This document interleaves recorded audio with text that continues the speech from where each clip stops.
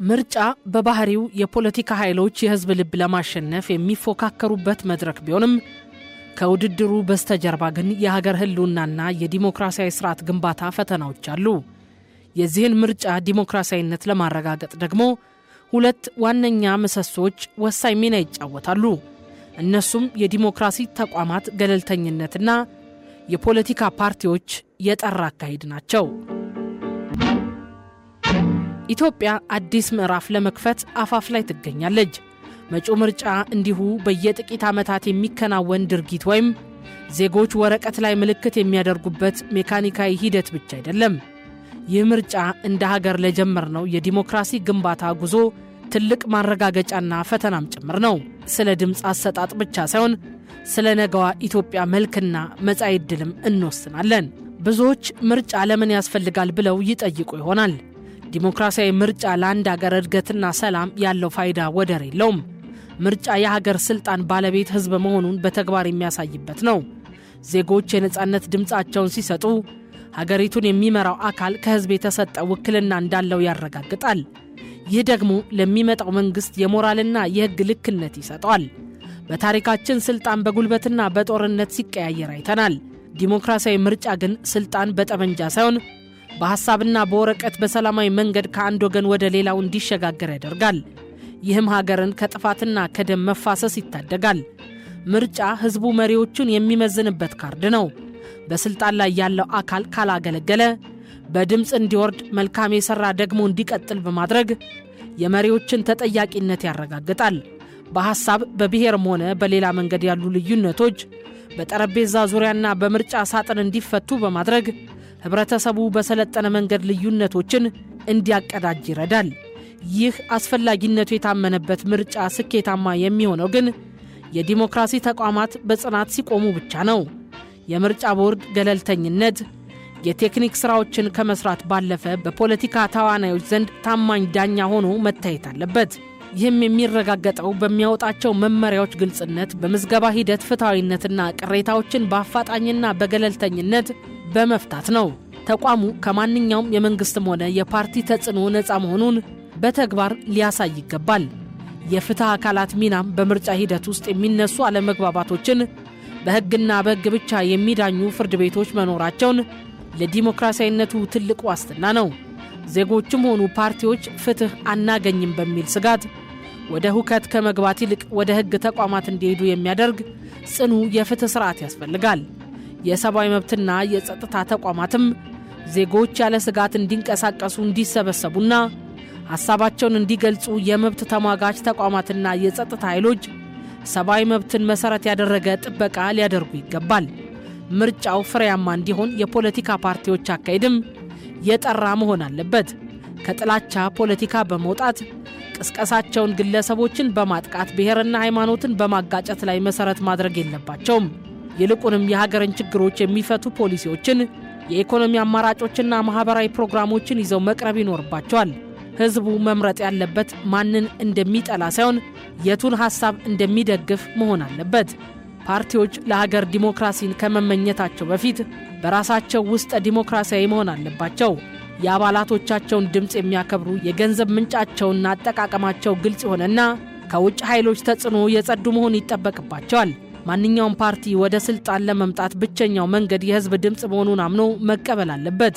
የምርጫ ውጤትን በጸጋ የመቀበል ወይም ቅሬታ ሲኖር በህጋዊ መንገድ ብቻ የመጠየቅ ባህልን ማዳበር የጠራ አካሄድ መገለጫ ነው። እያንዳንዱ ፓርቲ ደጋፊዎቹን ለሰላም፣ ለትዕግስትና ለሰለጠነ ክርክር የማዘጋጀት ኃላፊነት አለበት። ዲሞክራሲ ማለት ልዩነትን ማስተናገድ እንጂ ልዩነትን ማጥፋት አለመሆኑን በተግባር ያሳይ። የሚዲያ ሚናም ቀላል እንዳልሆነ የታወቀ ነው። ምክንያቱም ሚዲያ የዲሞክራሲያዊ ስርዓት መገለጫ ነውና ጋዜጠኞች ሚዛናዊ መረጃን በማቅረብ የሐሰተኛ መረጃዎችን ስርጭት በመግታት ህዝቡን በማንቃት ረገድ የነቃ ተሳትፎ ሊኖራቸው ይገባል። የዚህ ሁሉ ሂደት ባለቤት ህዝብ ነው። እያንዳንዱ ዜጋ ድምፁ ዋጋ እንዳለው ሊገነዘብ ይገባል። እኔ ባልመርጥ ምን ይሆናል የሚለው አስተሳሰብ ዲሞክራሲን ያዳክማል። በንቃት መመዝገብ፣ መምረጥና የምርጫውን ሰላማዊነት መጠበቅ የዜግነት ግዴታ ነው። ዲሞክራሲያዊ ምርጫ የአንድ ጀንበር ሥራ ሳይሆን የሁሉም የጋራ የቤት ሥራ ነው። መንግስት ሜዳውን ሲያመቻች፣ ተቋማት በገለልተኝነት ሲቆሙ፣ ፓርቲዎች በሐሳብ ሲፎካከሩና ህዝቡ በሰላማዊ መንገድ ድምጹን ሲሰጥ ብቻ ነው ሀገራችን የምታሸንፈው። ዛሬ የምንዘራው የሰላም ዘር ነገ ለልጆቻችን የምናተርፈው ጸንታ የምትኖር ሀገርን ነው።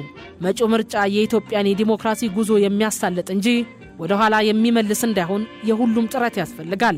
የዲሞክራሲ ተቋማት የህግ የበላይነትና ገለልተኝነትን ጋሻ ሊያደርጉ፣ የፖለቲካ ፓርቲዎችም የጥላቻና የሴራ ፖለቲካን ትተው በሐሳብና በጠራ አሰራር ሊወዳደሩ ይገባል። ይህ ሲሆን ብቻ ነው ምርጫ ዲሞክራሲያዊ ነበር ብለን በኩራት መናገር የምንችለው። የኢትዮጵያ ሰላምና እድገትም የሚረጋገጠው በሚደረገው የሰለጠነ ምርጫና በሚገነባው ጽኑ ተቋማት ነው ሲል አሃዱ አቋሙን ይገልጻል።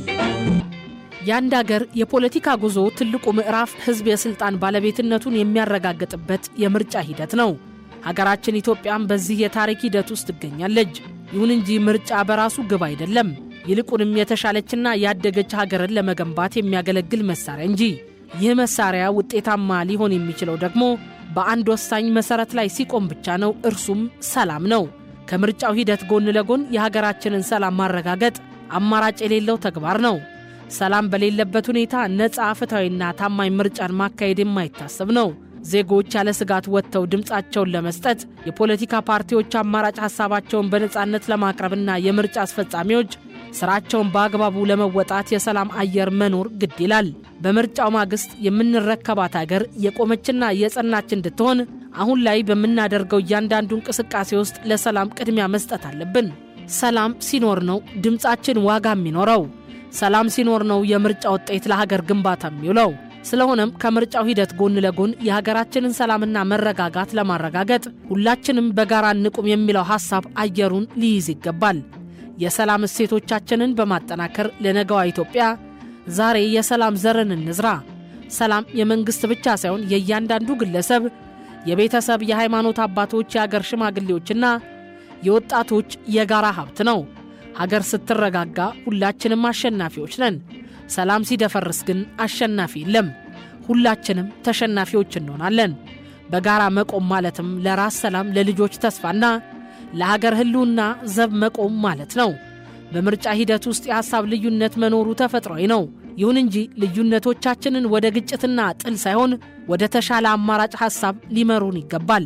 ልዩነትን በጠረጴዛ ዙሪያ ማስተናገድ የሰለጠነ ማህበረሰብ መገለጫ ነው። የሐሰት መረጃዎችን በመመከት የጋራ እሴቶቻችንን ማሳደግ ያስፈልጋል።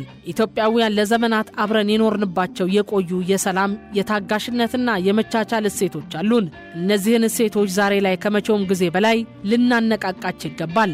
የምርጫ ካርድ የምንሰጠው ለወደድነው አካል ቢሆንም ሰላማችንን ግን ለማንም አሳልፈን አንሰጥም። የፖለቲካ ፓርቲዎች ደጋፊዎቻቸውን ለሰላም እንዲያጩ፣ ወጣቶች የጥፋት መሳሪያ ከመሆን ይልቅ የሰላም አምባሳደር እንዲሆኑ፣ የጸጥታ አካላት የሕግ የበላይነትን በገለልተኝነት እንዲያስከብሩ ጥሪው ለሁሉም ነው። የሃይማኖት አባቶችና የሲቪል ማህበራት ለሀገር ሰላም በጋራ ስትቆሙ የምርጫው ሂደት ስኬታማ እንዲሆን ብቻ ሳይሆን ከምርጫው በኋላም የምትቀጥል ጠንካራ ሀገር እንድትገነባ መሰረት ትጥላላችሁ። ሰላም የሁላችንም የጋራ ቋንቋ ሊሆን ይገባል። ወጣቱ በጉልበቱ፣ የሃይማኖት አባቶች በምክራቸው፣ የሲቪል ማህበራት በእውቀታቸው፣ መንግስትና የፖለቲካ ፓርቲዎች ደግሞ በህጋዊና በሰላማዊ አካሄዳቸው ለሀገራችን ሰላም በጋራ እንቁም የሚለውን ጥሪ በተግባር ሊተረጉሙት ይገባል። ከምርጫው ሂደት ጎን ለጎን የሀገራችንን ሰላምና መረጋጋት ለማረጋገጥ ሁላችንም በጋራ እንቁም ስንል ለራሳችን ሰላምና ለሀገራችን ዘላቂነት ቃል እየገባን መሆን አለበት ሲል አሃዱ አጽንኦት ይሰጠው ይላል።